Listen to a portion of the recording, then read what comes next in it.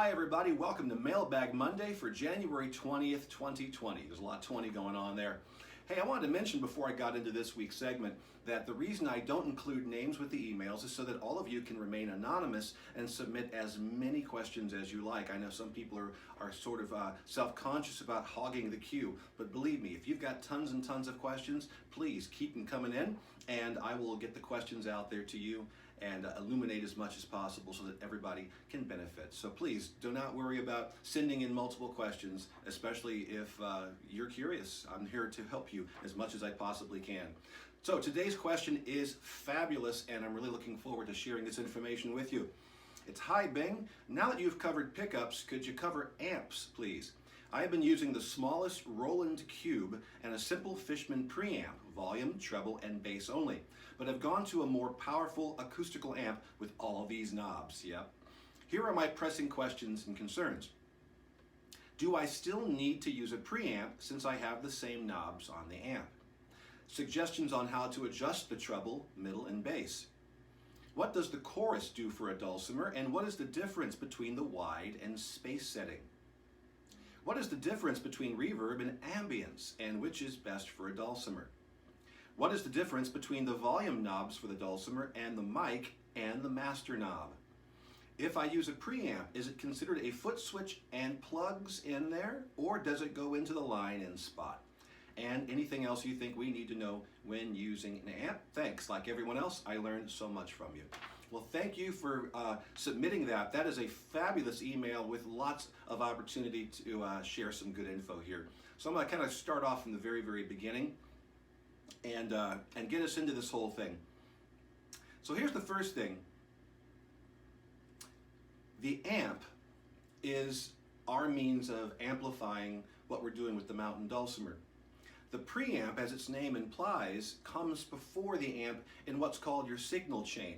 The signal chain, if you can imagine just a chain going along, at the very start of that signal chain is your instrument, and then that chain will eventually end at whatever is going to be amplifying your instrument, whether it be an amplifier, a PA system, or an audio interface going directly into your computer. These are all the end of the chain, and your instrument is the beginning of the chain.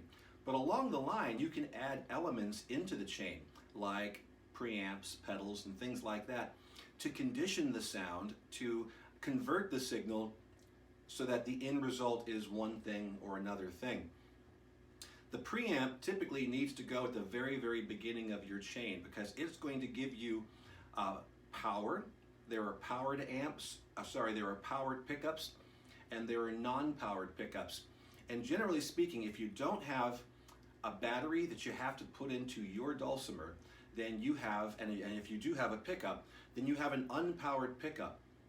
The dangerous thing here is that if you take an unpowered pickup and go directly into an amplifier without using a preamp to condition the sound, you're going to be getting a lot of noise because the amp is now serving as your preamp, and its job is to make things louder, not necessarily to condition the sound. So the preamp is a way of getting power to your pickup so that you don't have to turn it up nearly as loud to get that sound and get rid of the noise. So your preamp is super important if you don't already have one on your instrument, like the Fishman Blend Pro that comes standard with a lot of Fullcraft mountain dulcimers. With this preamp, I don't have to worry about having another preamp on the floor that I hook in between the dulcimer and the amplifier. So best case scenario is to have one on board, and then there really isn't a worst case. Well, the worst case scenario is not to have a preamp at all. But the next best case scenario would be to have a portable preamp that you would go out of your dulcimer into that preamp, and then from the preamp into your amplifier. And you would go into the input of the amplifier. We'll talk about line in and mic in and stuff like that here in just a little bit. Okay, so yes, you still need to use a preamp if you do not have one on your dulcimer, and that preamp needs to be in between your dulcimer and the amp. Now, yes, you will have some of the same knobs on the amp, and yes, people do use several different levels of equalization. And equalization is when we're using these knobs marked very clearly, usually treble, middle, and bass. But there are other ways and more precise ways to get into the frequency spectrum. So some people will make some adjustments on their preamp, and they'll also make adjustments on their amplifier. Now, of course, you can undo what you've done on the dulcimer through what you do on the amplifier, but it does give you two different levels of control. And the better you get at listening to the differences in sound, then you'll know whether to, do what we call a zero set, where you set everything flat on your preamp and then let the amplifier do the work, or do all the work close to you so you can monitor that during a performance, and leave the amplifier flat, meaning all the knobs at 0 or all the knobs at what we call 12 o'clock, pointing straight up. Either way, you still have both of those tools to help mold and shape your sound. So before we get into talking about treble, middle, and bass, let's talk about the audio frequency spectrum and what that means and how we can approach it. So I'm going to put a graphic up here on the screen. And the first thing I'd like you to know is that the range of human hearing goes from 20 hertz, very, very low, to 20,000 hertz or 20 kilohertz. The abbreviation for hertz is Hz, and the abbreviation for kilohertz is kHz. So think about the audio frequency spectrum as a loaf of bread, and you're looking at this bread sitting on the table. So as you're looking right at it, if you look at the far left side of the bread, and let's consider this a well-baked, with a nice heel on either side. On the far left side is your low end of the spectrum. These are the lower frequencies, subsonic frequencies. Many of these you can't hear them, but you can feel them because of the vibrations through the air. These frequencies that we hear are based on pitch, how low or how high they are. And certain frequencies go in line with actual notes. You've heard of A440. What we know is the A note. The A, I think 440 is the A above middle C, and that is 440 hertz. So every single note has its own address, if you will, in the audio frequency spectrum. But the human ear can detect as low as 20 hertz and as high as 20,000 hertz. And that is the other side of the bread. The right side of the bread is the higher ranges of the frequency spectrum. And in between, you've got everything else included. So the chart you're looking at gives you a good idea where a lot of musical instruments live in that spectrum. So whenever you are doing equalization and you're using the equalization tool, you might remember in your old vehicles, in your car stereos, that you had a multi-band frequencer. You might have had a multi-band equalizer in there with tons of little levers on them, each one representing a certain chunk of the frequency. Some of them might be very, very simple. They might be 3 bands, meaning you can only alter 3 sections of that loaf of bread. And if you have bass, mid, and treble, then you're being given control of 3 wide areas of that entire piece of bread. The bass knob is going to handle frequencies at the low end of the spectrum, the left side of the bread. The mids are going to handle the middle section of the bread, and the highs are all going to be on the right side of the bread, or treble on the right side of the bread. So with those 3 knobs, if you want to get a generally more bass or less bass sound, you're controlling all of that big chunk of bread. Same thing with the mids and same thing with the treble. Now, if you have a 6-band equalizer, you're probably not going to have 6 different knobs. What you'll have instead are little levers, and each lever, as you move upwards from 0 or down below 0, you're either boosting, rising above 0, or cutting, going below 0, the amount of gain or volume in each of those frequency regions. So instead of being able to kind of control all of the bass. With a 6-band equalizer, you'll have 2 separate areas of bass where you can be very specific about, I want the low end, I want to work with that, or I want the upper low end.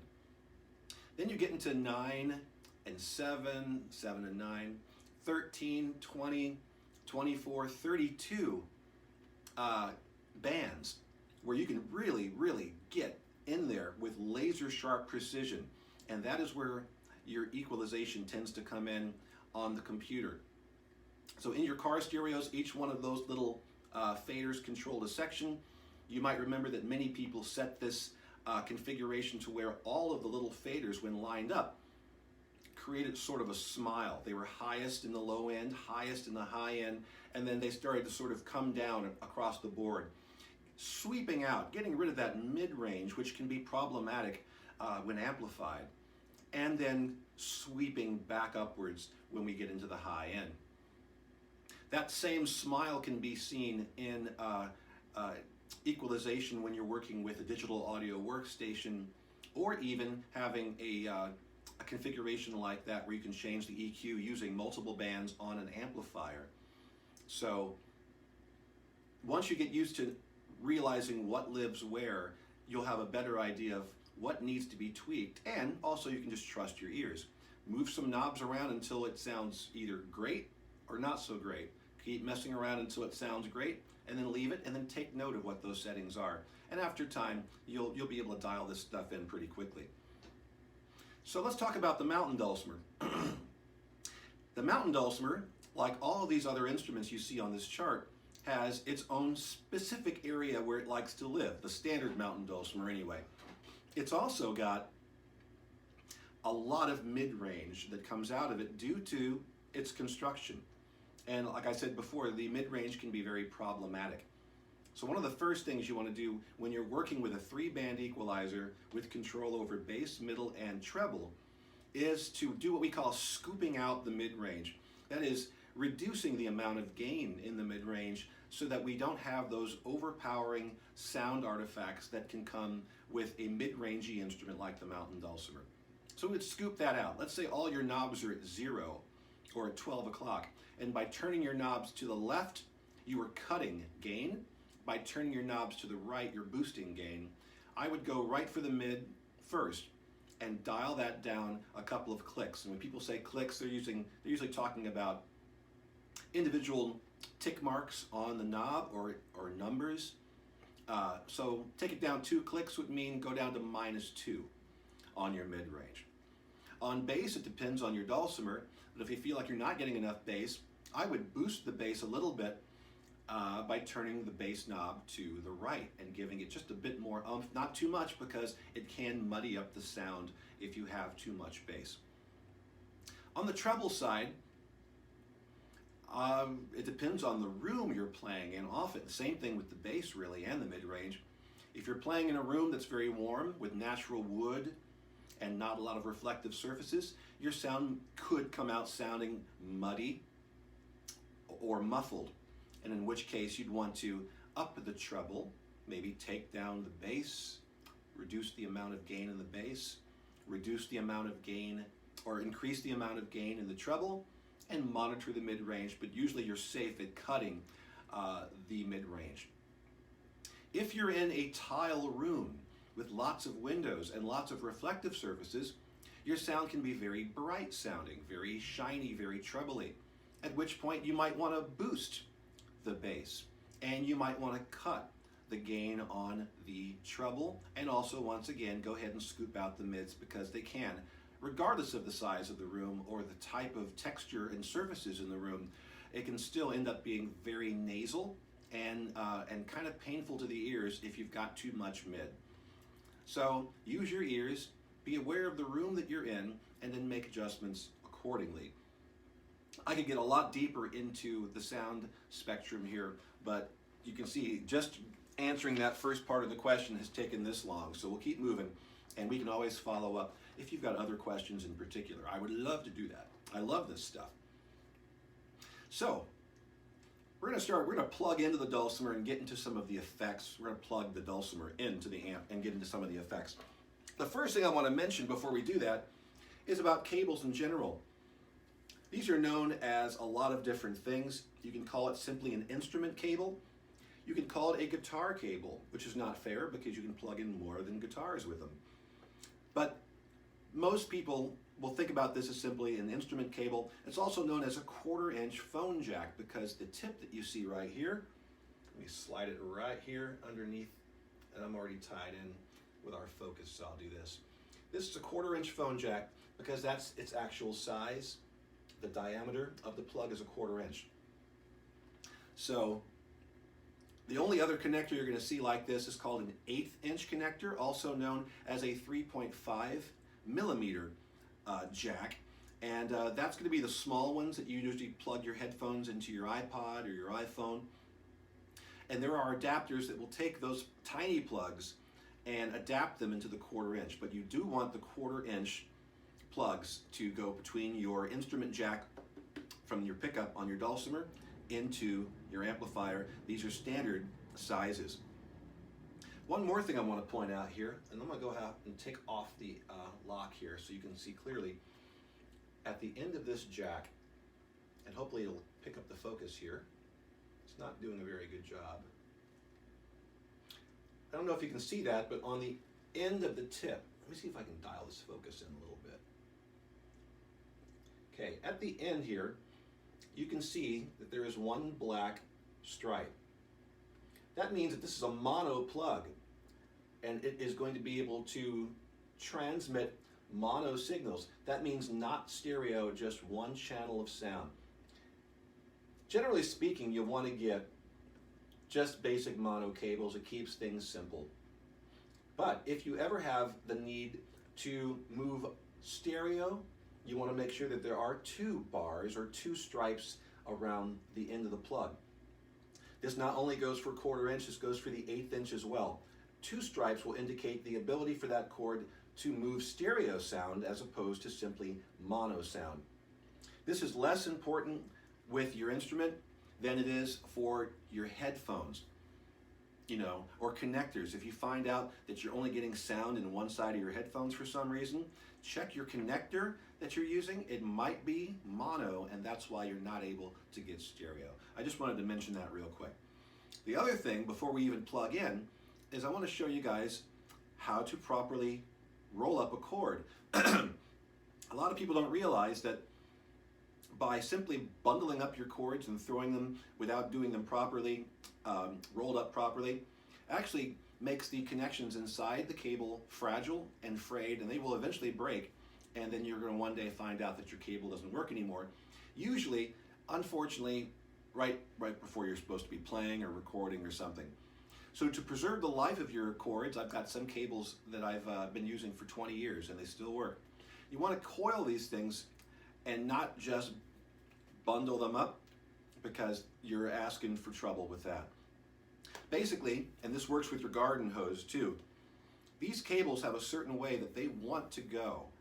So if you try to force them towards each other, you'll see that they have, they have a life of their own sometimes, but they want to naturally go in a circle. So if you take one end of the cable in your hand and get a certain amount out, use this hand to twist the cable in your hands, and you'll see that it naturally wants to go into a circle. So if you continue to roll up the cable while twisting your fingers and rolling the cable towards you, it will hang very nicely. Then all you have to do is get a Velcro connector and wrap it around. Let me go a little tighter even on that. One, twist, and I can even get a smaller twist in there as well. Get your Velcro, cinch it up. You'll never have a broken cable from misuse or for storing it improperly. And when you unfurl it, it won't be tied up in knots. It's just a nice thing to know.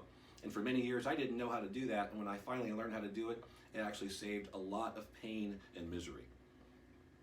All right, so one end's going to go right here into the pickup of the dulcimer, and the other is going to go here into the input of the amplifier. This is a Black Star Silverline Standard that I just picked up in December, and I'm in love with it. It's an amp that has a lot of options, and it'll help me to illustrate to you some of the questions in this email. So I'm going to go ahead and I'm going to turn the master down. I'm also going to turn down the volume and turn down the gain. Turn down the voice to its lowest setting. Effects are dialed down. I just want to start off nice and quiet so that when I do turn things on, there aren't a lot of loud noises and pops and whatever. I'm also going to turn the volume down on the dulcimer. All right, so powering on. All right. So, first things first. The question down here is, what does the chorus do for a dulcimer, and what is the difference between the wide and space setting? There are a lot of different names for different effects and different touches, different things that we can edit for each of those effects. And so there's another one down here. Somebody, oh yeah, reverb and ambience. They're almost the same thing, but not really. And so let's talk about the master first of all. Let's see. What is the difference between the volume knobs for the dulcimer and the mic and the master knob? So what I've got over on the left side of the amp are for the amplifier, volume, and of course the dulcimer has its own volume. So I'm going to turn that up. And I'm also not going to turn it all the way up to 100 or to 11. I'm going to leave about 25% headroom. That is, I don't want to max out my output. I want to go to about 75% and leave room to go louder if I need to. There are two good reasons for that. One, you might find yourself in a situation where you thought you had dialed the sound in, but you need a little extra boost. If you go all the way up and then find yourself buried somehow by the room, you don't have anywhere to go to adjust. So I always go for 75%. The other thing is you can kind of overdrive the signal by going 100% volume all the way out, which will add some artifacts and some noise to your signal that you want to avoid at all costs. So another good reason not to go out as loud as you possibly can. If you can barely hear your dulcimer and you have to turn it all the way up, then you definitely need a preamp, and that's going to help you get that volume without getting the noise you'll get along with boosting your signal. So with my dulcimer volume set at 75%, I'm going to cautiously turn the master up to about 12 o'clock. Now, you'll notice that nothing is happening when I strum the strings. That's because the master volume controls everything on the amplifier. So you can set everything individually over here, but it is essentially the master's job to take the entire level of the sound up. So I'm going to go ahead and open up the volume over here.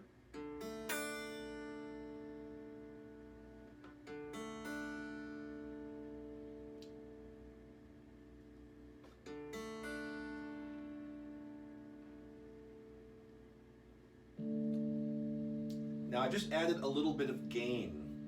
So what is the difference between gain and volume? Well, volume is just making what you already have louder. Gain is going to add a little bit of color to what you're doing. In fact, the louder gain you have, the more you'll get some distortion, and distortion is actually a good texture, a desirable texture for a lot of people who work with amplifiers. So volume is going to raise your sound level without changing the character of your sound. The gain is going to make you louder, but it's also going to continue to change the character of your sound. Let me dial down the volume. Let me also turn off the reverb and delay.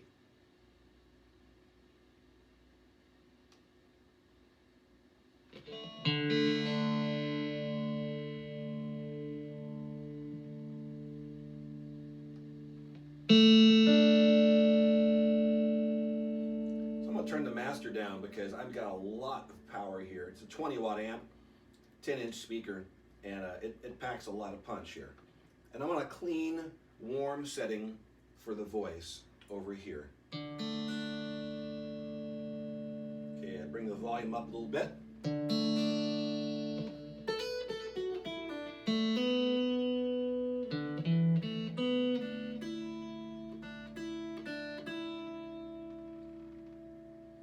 Now I'm going to go ahead and increase the gain. I'm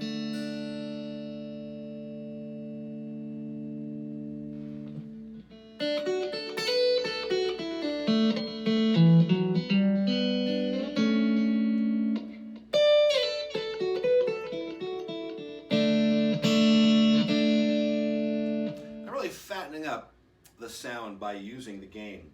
And so what happens as you start to get more and more gain put together, when you start playing those chords, you start to get a bit more harmonic distortion.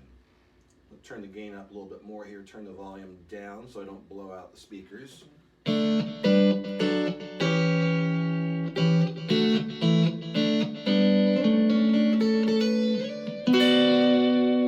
that distortion come in there?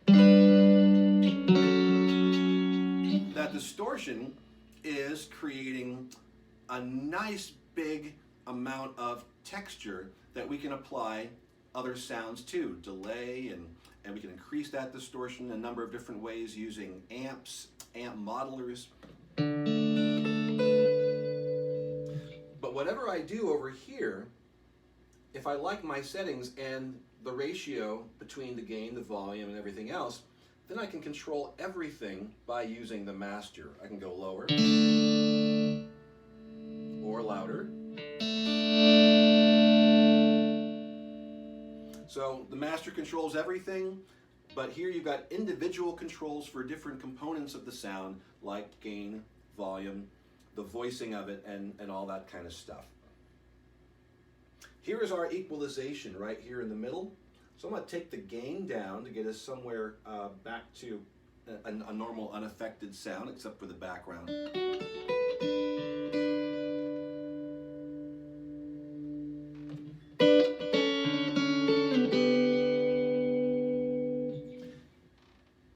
So I'm going to set all of these to about 12 o'clock.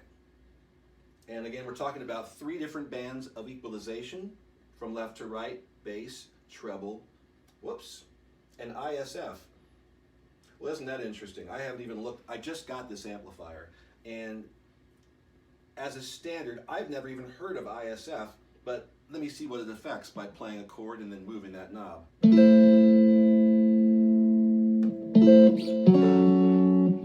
As I suspected, that is mid-range.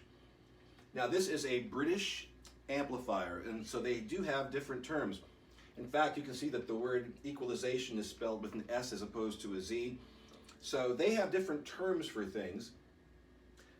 And maybe ISF, I don't even know.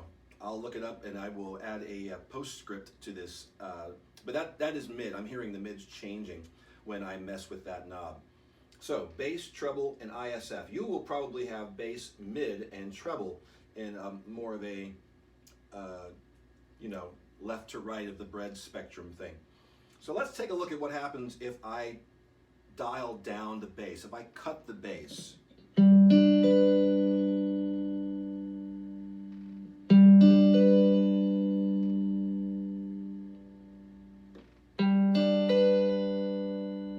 Hear how that bass, the bottom end, went away. Now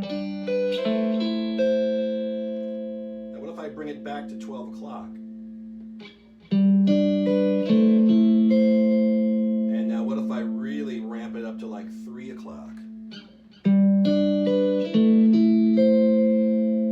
let's go all the way. You can hear how the bass end is changing, but not a lot is changing about those higher sounds. So it's only affecting the part of the sound spectrum that is considered bass.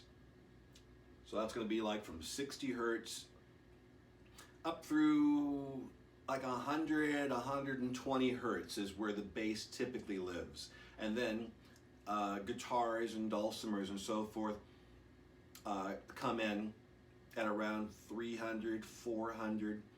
There are bits of the bass that live in the 200 and 300 range, But the real hard-hitting stuff is down around 50 to 100. That's the stuff, the thumping sound that you tend to get when you're standing next to the speakers. But there are other elements throughout.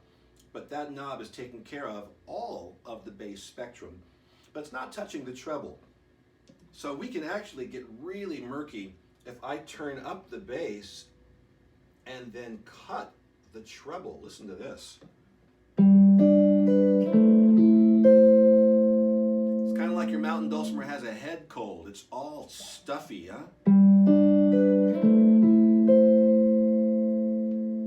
Let's open that up a little bit by cutting the bass back. This is all treble now being cut as far as it can go. Right? Now if I dial that treble all the way up, listen to how super clean and razor sharp the sound is.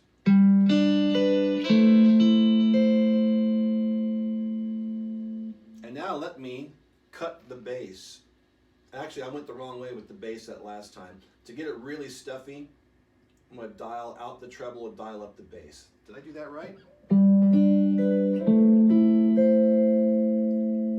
That's really, really full of bass. To the point where it's actually canceling elements of itself out. It's just a really cluttered sound. Dial the bass back all the way out. Dial the treble all the way up. Check this sound out.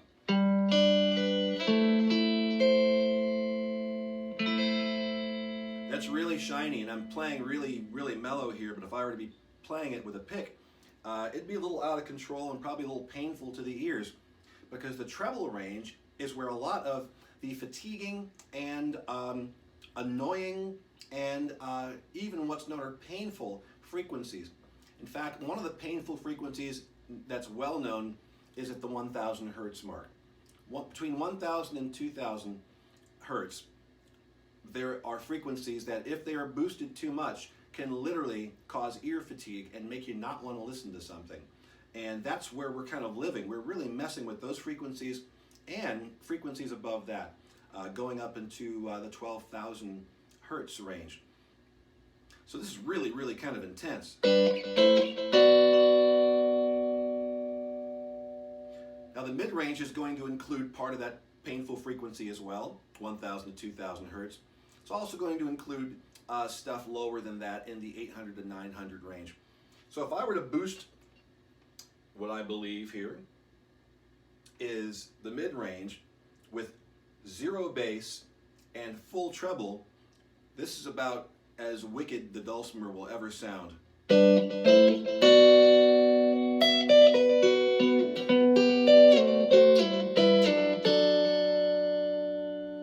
It's actually not too bad on this amplifier, but it's just a really overly shiny, bright, and sort of nasal sound. So I'm going to dial that back. And I'm actually going to find the blend that I'm liking a lot, which is going to be, I'm going to leave the bass alone, a little bit of treble, dial out that mid.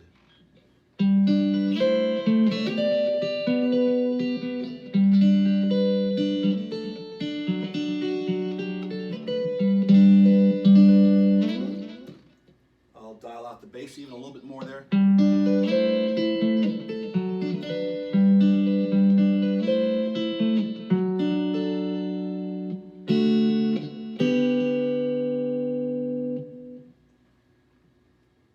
So I hope that gives you some idea about the equalization settings, and in most cases you probably are dealing very, very simply with just 3 bands of equalization. But if you do have other bands, remember you'll have more of a degree of control in each area of our loaf of bread. All right, now let's look at some effects here. So what does the chorus do for a dulcimer, and what is the difference between the wide and space setting? The chorus is, how to describe it? It is an analog, and well, not necessarily analog. Chorus is like a flanging effect, and it cycles, and it can either cycle slowly or it can cycle fast, but it creates kind of a change of the sound each time it circles around. It's the same sort of effect that's used on the Hammond organs, the big B3 Hammond organs. They have the big Leslie cabinets, and inside of that Leslie cabinet there's actually a fan spinning, and the sound goes through that fan, and how fast the fan spins, it affects the sound. You know, if you stood next to a fan and you sang into it, ah, the blades of the fan make it go, ah, and it's all chopped up. So if you're going super fast on that fan, you have a fast oscillation. And if you're going super slow on that fan, you have a slow oscillation. And chorus effects, flange effects do that kind of a thing. Imagine inside of the effect there is a fan blade moving around, and your sound is going through that. What chorus does in particular is it can thicken up your sound by applying these whirling elements. So let me find one here. Here's a modulation. And so this is kind of a general name for chorus flange. Let's see what we got here. That's a typical flange right there.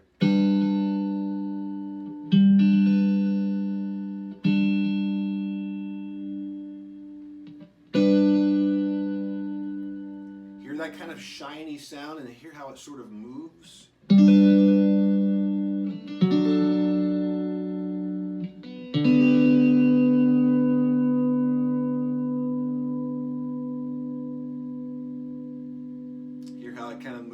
So it creates kind of like a 3D kind of an effect.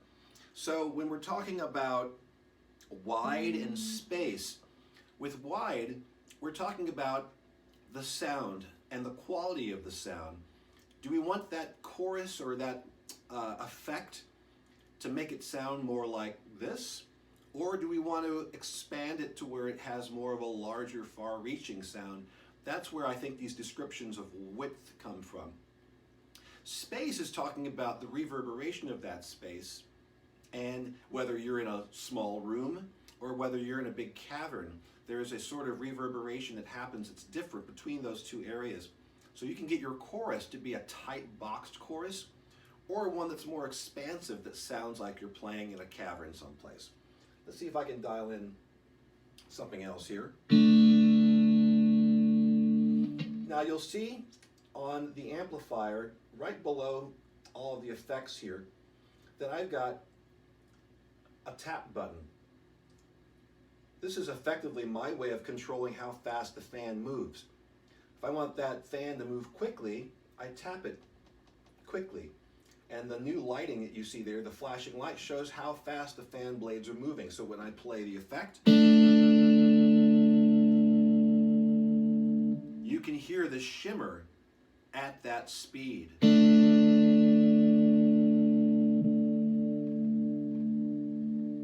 Notice how it reset, because I've got 4 different effects I can use here. So I'm going to do that again real quick, and then listen to the effect.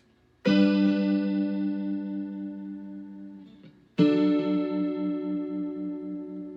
can hear it moving. A fast-moving fan is kind of extreme to the sound. So maybe I don't want to go that fast.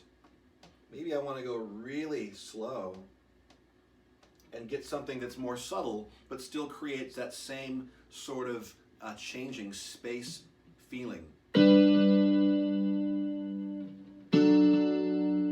That's not as severe. It's a lot more subtle, but it does create a bigger sound for these chords.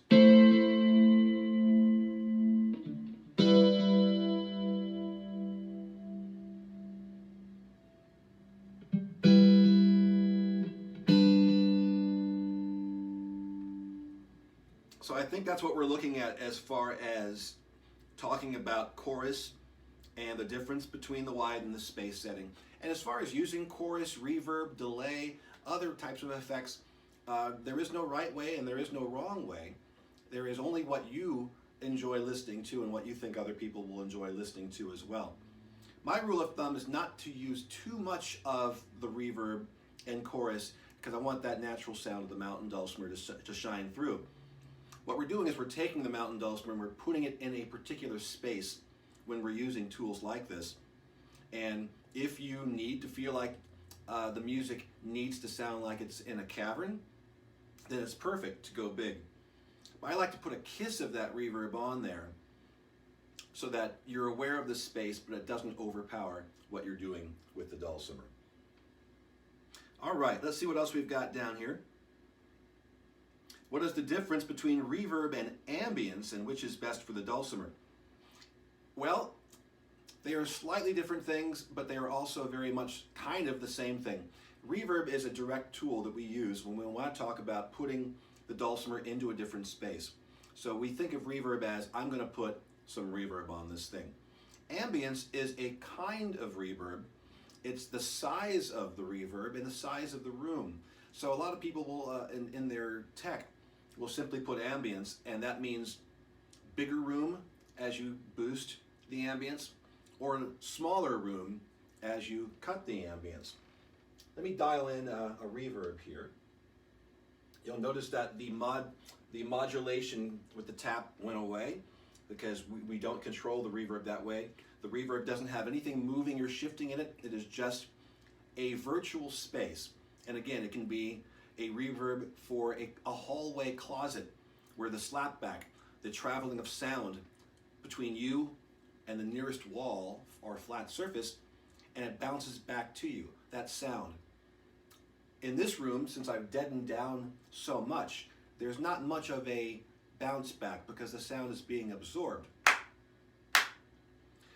But if you can go back and watch these old Dulcimerica videos where there's nothing but tile here on the floor, you can hear a reverberation on my voice, on me clapping my hands, and that shininess. It's all this different reverberating space. So how we treat our space makes a difference, and how we utilize this feature with reverb makes a difference. So you can have a small room with a small slapback, or you can have a cathedral or a hallway or a concert hall with a wide open space. So let's see what we've got here.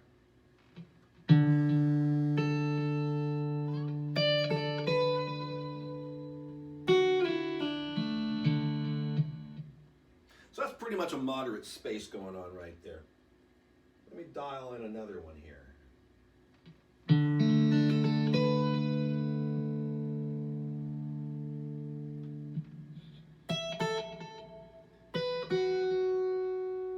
Got a little bit of delay in there as well. And I also don't know exactly what is going on with all the response. I think these are different types of cabinets that I got over here, because this is an amp modeler. It also might be the voice I've chosen down here. Like I said, I just got this thing, so.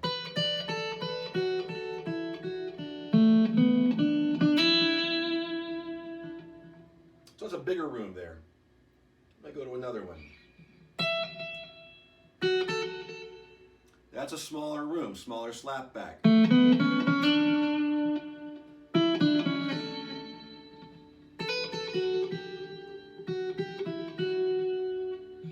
How about this one?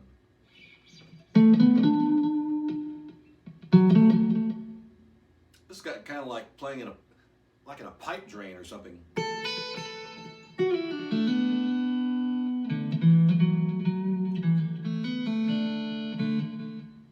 So, to answer your question, when it comes down to reverb and ambience, reverb is what you're adding to it, ambience is to what degree you're adding it. And in certain amps or applications, you'll find different ways to indicate what kind of sound or what kind of room that you are looking for.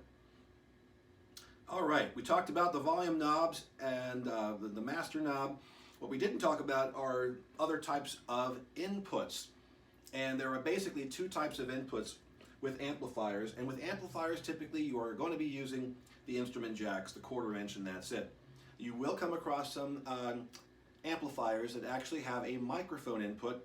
That's an XLR input that allows you to actually put a microphone and plug it in. Now, can you use a microphone with a 1/4 inch? Absolutely. The sound won't be as good because you're not traveling through a pure XLR cable, but you can still use a microphone and get an adapter to go to a 1/4 inch, no problem. But you also will have combo amps that allow you to plug in an XLR. In fact, the inputs are an XLR that will also include or allow you to plug in the 1/4 inch. These combo inputs. So you might see those at some point. In fact, you might have those on your audio interface to keep things simple. Instead of having 4 inputs, 2 for XLR and 2 for 1/4 inch, you'll have just 1 input per channel that can accept both an XLR microphone input and a 1/4 inch instrument input as well. So when it comes down to plugging that stuff in and having the knobs, you will definitely have separate knobs for separate channels. This is a 1-channel amplifier, but if I had 2 separate channels, then I'd have volume controls for both of those channels, and then the master would control all of it relative to each other. So if I've got channel 1 at 50% volume and channel 2 at 75% volume, the master will continue to keep the relationship between those levels the same, no matter what I do as I increase sound all across the line. So I hope that makes sense there. All right. If you use a preamp, is it considered a foot switch and plugs in there, or does it go into the line in spot? Yes, your preamp is going to go into your line in, or your input. Do not plug it into the foot switch. The foot switch specifically is for you to plug in a foot switch to control your amp. Everything I've been doing today has been me reaching over and touching the amplifier, but you can't always do that when you're playing on stage. So a foot switch will control certain elements, like switching on and off different channels, effects, moving through, stepping through different things. Some of them can be programmed, some of them are very specifically to things like this, changing the response or changing the voice or moving through these different things. Now I do have some direct levels and some channels here. These are presets, so I can set up my gain, volume, the effects, and then store them in a preset. Say I want one for hard rock and sound and distortion, then I want another one for quiet contemplative music and sounds. Another one's going to be real bassy because I'm playing the bass line on the dulcimer. I can store those and then with my foot switch, step on them and bring them up throughout a song and switch back and forth. So that's what the foot switch is for, but don't plug anything into it audio-wise. It's purely mechanical as far as connecting the amplifier to a foot switch so that you can hands-free operate the amplifier. Sorry about that. There is so much more going deep into it, and frankly, I have a lot to learn about this amp and all it can do, but those are the basics there. If you have any other questions about this, please feel free to be more specific. Hit me with them, especially now because I've got like 6 weeks of these to program before getting really ready to prepare for the retreat and the cruise, when I have all that stuff scheduled and ready to go out so that nothing gets missed during this busy time. So please send me your questions, and you can send me as many questions as you like to bingfutch@yahoo.com, and I will go ahead and I'll get these produced and have them all ready for you guys on the Monday of every single week. Thank you so much for the questions. Keep them coming, and I will see you very, very soon. Thanks, everybody.